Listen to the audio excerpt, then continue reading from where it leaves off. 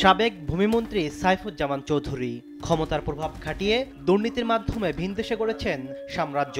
গেল অক্টোবরে দুদকের আবেদনে যুক্তরাজ্যে ৩৪৩টি, সংযুক্ত আরব আমিরাতে ২২৮টি এবং যুক্তরাষ্ট্রে ৯টি বাড়িসহ স্থাবর অস্থাবর সম্পদ জব্দের আদেশ দেন আদালত। ৫ মাস পরে সেসব দেশে চিঠি পাঠাতে যাচ্ছে দুদক। একইভাবে বসুন্ধরা গ্রুপের সিঙ্গাপুর, যুক্তরাজ্য সহ ৮ দেশের ১৯ কোম্পানিতে বিনিয়োগ থাকা ১৩০ কোটি টাকা জব্দের আদেশ পেয়ে সম্প্রতি সেসব দেশে তথ্য পেতে চিঠি দিয়েছে দুদক।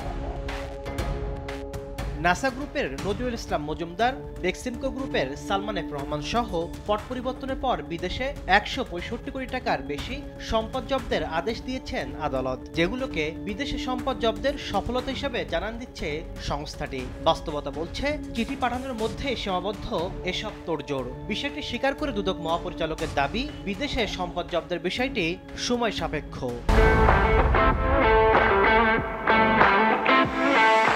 যেগুলি বিদেশে রয়েছে সেগুলির একটু প্রক্রিয়া আছে, সেই কার্যক্রমগুলো আমাদের সংশ্লিষ্ট অনুসন্ধান দল এই কাজগুলো করছেন, সেটাও দেখবেন। এই প্রক্রিয়াটা একটু সময় সাপেক্ষ, বাট এই কার্যক্রমগুলো চলমান আছে।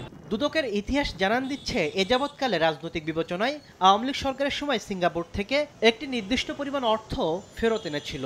এর বাইরে সম্পদ জব্দ কিংবা দেশে ফেরত আনার তেমন কোনো নজির নেই। সম্পদ জব্দের আদেশ বাস্তবায়নে সক্রিয় হওয়ার তাগিদ বিশেষজ্ঞদের। সম্পদ আছে বিদেশে, এখন এইটাকেই বলে দেওয়া হচ্ছে যে বিদেশের সম্পদ ক্রোক করা হয়েছে, ফ্রিজ করা হয়েছে। আদতে এটা কিন্তু ফ্রিজ হচ্ছে না, এখানে শুধুমাত্র ফ্রিজ অথবা আপনার যেটি বলছেন যে ক্রোক, সেটার একটা অর্ডার হচ্ছে।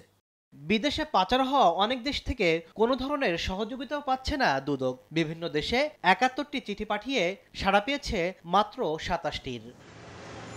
তাসলিম তৌহিদ, সময় সংবাদ, ঢাকা।